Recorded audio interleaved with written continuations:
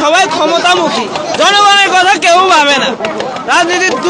রাজনৈতিক দলগুলোর কারণে আমরা হতাশ, তাদের থেকে আমরা আর কোনো কিছু আশা করি না। বিএনপি জামাত একত্রিত হওয়ার প্রয়োজন আছে, তার কারণ তারা এই আন্দোলনে তাদের জুনিয়র নেতা কর্মীরা আমাদের সাথে ছিল, কিন্তু তারা এখন পথভ্রষ্ট হয়ে গেছে। তারা আওয়ামী লীগকে পুনর্বাসন করার চেষ্টা করতেছে। আওয়ামী লীগকে অবশ্যই বাংলাদেশে নিষিদ্ধ করতে হবে। যদি ইন্টারিম নিষিদ্ধ করতে না পারে তাহলে আমরা ইন্টারিমকে নিষিদ্ধ করে দেব। বাংলাদেশের জনতা রাজপথ থেকে আওয়ামী লীগকে নিষিদ্ধ করবে।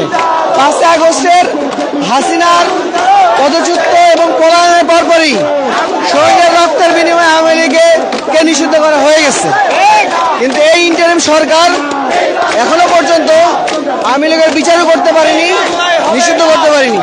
আমাদের স্পষ্ট বার্তা ইন্টারিমের কাছে, যদি তারা জনগণের ম্যান্ডেট নিয়ে ক্ষমতায় গেছে, যদি তারা জনগণের আকাঙ্ক্ষার কথা না বলতে পেরে তারা লীগকে নিষিদ্ধ করতে বিলম্বিত করে, তাহলে আমরাও ঘোষণা দিয়েছি যতক্ষণ পর্যন্ত নিষিদ্ধ না করা হবে ততক্ষণ পর্যন্ত আমরা রাস্তায় থাকবো।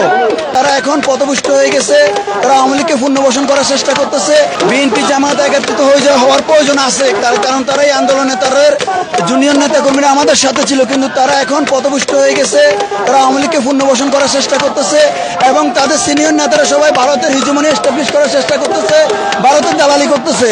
এখন তারা তো এস্টাবলিশ, তারা এখন আজকে আবার রিজভি বলেছে যে আওয়ামী লীগের প্রত্যেকটা কর্মী যেন বিএনপিতে যোগ দিতে পারে।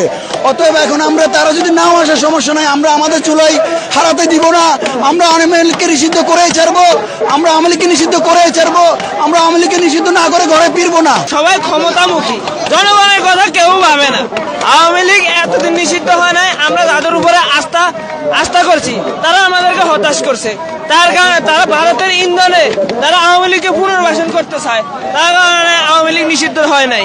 আমাদের রাজনৈতিক দলগুলো এতদিন 16 বছর ধরে আওয়ামী লীগের হাতে যে পরিমাণ নির্যাতিত হয়েছে, তাদেরই কিন্তু প্রথম এবং প্রধান দাবি হওয়া উচিত ছিল আওয়ামী লীগ নিষিদ্ধ, কিন্তু তারা আমাদেরকে হতাশ করে। সবাই ক্ষমতামুখী, জনগণের কথা কেউ ভাবে না।